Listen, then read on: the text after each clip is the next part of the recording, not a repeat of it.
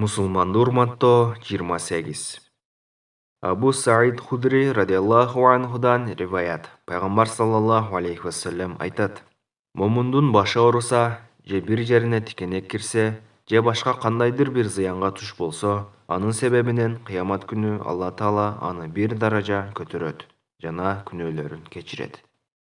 Абу Саид Худри радиаллаху анхудан риваят. Пайғамбар саллаллаху алейхи вассалам айтат: Момундун башы ауырса, же бир жерине тикенек кирсе, же башка кандайдыр бир зыянга туш болсо, анын себебинен кыямат күнү Алла Таала аны бир даража көтөрөт жана күнөөлөрүн кечирет.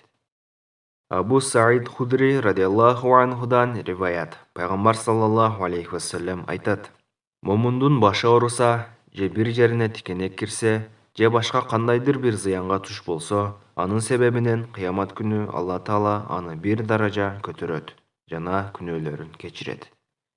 Ибн Аби Дунья.